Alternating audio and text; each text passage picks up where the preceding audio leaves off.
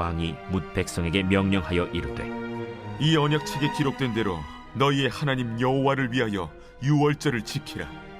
사사가 이스라엘을 다스리던 시대부터 이스라엘 여러 왕의 시대와 유다 여러 왕의 시대에 이렇게 유월절을 지킨 일이 없었더니 요시야 왕 18째 해에 예루살렘에서 여호와 앞에 이 유월절을 지켰더라.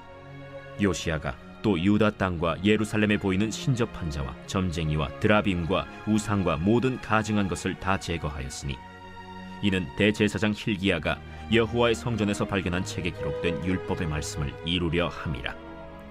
요시야와 같이 마음을 다하며 뜻을 다하며 힘을 다하여 모세의 모든 율법을 따라 여호와께로 돌이킨 왕은 요시야 전에도 없었고 후에도 그와 같은 자가 없었더라. 그러나 여호와께서 유다를 향하여 내리신 그 크게 타오르는 진노를 돌이키지 아니하셨으니 이는 므낫세가 여호와를 경노하게 한 그 모든 경노 때문이라. 여호와께서 이르시되 내가 이스라엘을 물리친 것 같이 유다도 내 앞에서 물리치며 내가 택한 이 성 예루살렘과 내 이름을 거기에 두리라 한 이 성전을 버리리라. 요시야의 남은 사적과 행한 모든 일은 유다 왕 역대지략에 기록되지 아니하였느냐. 요시야 당시에 애굽의 왕 바로 느고가 아수르 왕을 치고자 하여 유브라데 강으로 올라가므로 요시야 왕이 맞서 나갔더니 애굽 왕이 요시야를 무깃도에서 만났을 때 죽인지라. 신복들이 그의 시체를 병거에 싣고 무깃도에서 예루살렘으로 돌아와 그의 무덤에 장사하니 백성들이 요시야의 아들 여호아하스를 데려다가 그에게 기름을 붓고 그의 아버지를 대신하여 왕으로 삼았더라. 안녕하세요. 행복한 아침 묵상으로 인사를 드립니다. 오늘 본문에 요시야 왕이 등장을 합니다. 이 요시야는 아몬의 아들인데 요시야가 어떠한 사람인지 우리가 알기 위해서는 그 할아버지가 누구인지 알아야 됩니다. 그 할아버지가 누구냐? 바로 므낫세입니다. 므낫세는 히스기야의 아들이었죠. 히스기야의 아들이었지만 그 어떤 왕보다도 악한 일을 많이 해서 하나님 앞에 심판받은 왕입니다. 그런데 이 므낫세 또한도 하나님 앞에 돌이킨 시기가 있었습니다. 그의 말년에 바벨론에 의하여 붙들려 갔을 때 그곳에서 하나님 앞에 간절히 기도함으로 그가 하나님을 만나게 된다는 것입니다.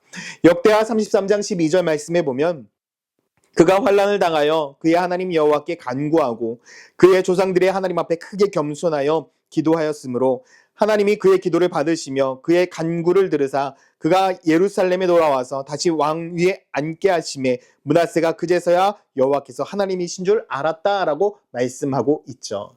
어떠한 죄인도 하나님 앞에 간절히 기도하면 하나님께서는 자비의 하나님이시고 긍휼의 하나님이시기 때문에 그 기도를 들으십니다.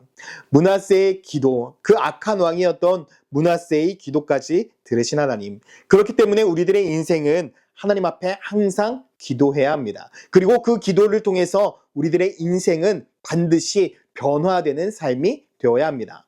그리스도인의 인생은 끝까지 우리의 삶을 변화시키는 삶이 되어야 됩니다. 므낫세는 그의 말년에 변화된 인생을 살았습니다. 그러나 그의 아들 아몬에게까지는 커다란 영향력을 끼치진 못했습니다. 그의 아들 또한 악을 행하는 삶을 살았죠. 그런데 므낫세가 하나 잘한 것이 있습니다. 제가 생각할 때에 이 요시야는요, 므낫세의 손에 자랐을 가능성이 큽니다.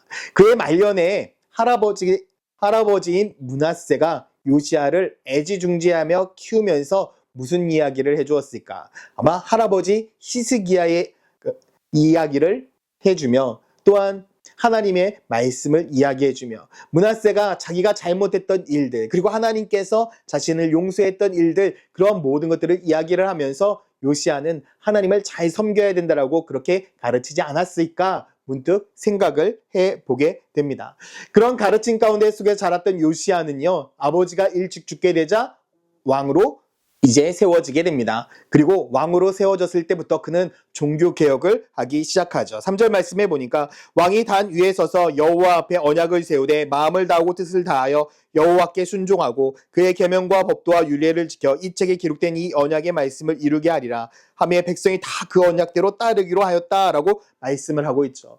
산당의 모든 제사들 그리고 우상들을 타파하게 됩니다. 그리고 요시야가 제일 잘했던 것은 무엇인가? 그것은 바로 유월절을 회복한 것입니다. 21절 말씀에 보면 왕이 무 백성에게 명령하여 이르되 이 언약책에 기록된 대로 너희의 하나님 여호와를 위하여 유월절을 지키라라고 말씀을 하고 있죠. 그때까지는 이스라엘 백성들이 하나님 앞에 죄를 범하였기 때문에 유월절을 지키지 않았습니다. 하나님의 말씀대로 살아가지 않았습니다. 그런데 요시야는요, 하나님의 말씀을 철저히 지키기 위하여 다시금 유월절을 회복시키고 있습니다. 그래서 성경은 요시야의 삶에 대해서 이렇게 기록합니다. 25절 말씀에 요시야와 같이 마음을 다하여 뜻을 다하며 힘을 다하여 모세의 모든 율법을 따라 여호와께로 돌이킨 왕은 요시야 전에도 없었고 후에도 그와 같은 자가 없었다라고 기록을 하고 있습니다. 요시야는 철저히 하나님의 말씀을 기준 삼아서 모든 것을 변화시켰습니다. 우리의 인생도 요시야의 인생을 닮아야 됩니다. 오직 하나님의 말씀만이 기준이 되어서 그 기준에 따라서 모든 것을 변화시킬 수 있는 인생이 되어야 합니다. 우리가 아무리 기도하고 우리가 아무리 예배 드려도 변하지 않는 이유가 무엇입니까? 하나님의 말씀이, 하나님이 우리들의 인생의 기준이 되지 않고 내 생각과 내 뜻이 기준이 되기 때문에 그렇습니다. 우리들의 인생이 변화되기 위해서는 철저히 하나님만을 바라보아야 됩니다. 내 상황과 환경과 유익을 바라보는 것이 아니라 하나님의 말씀을 바라보고 하나님의 뜻을 생각할 때에 그때야 비로소 우리들의 인생이 바뀔 수 있는 것입니다. 그럼에도 불구하고 하나님께서는 이 요시야의 노력에도 불구하고 이스라엘 향한 심판을 거두어 드리지는 않습니다. 이유가 무엇입니까? 므낫세의 악행이 너무나 강했기 때문입니다.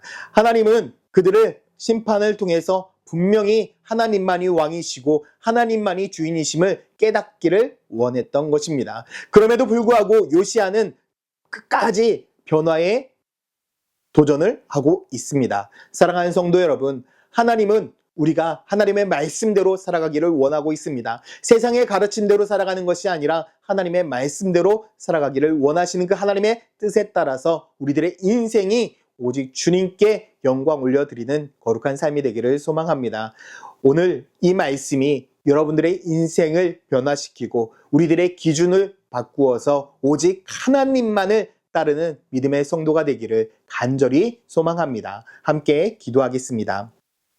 사랑과 은혜의 아버지 하나님, 너무나 감사합니다.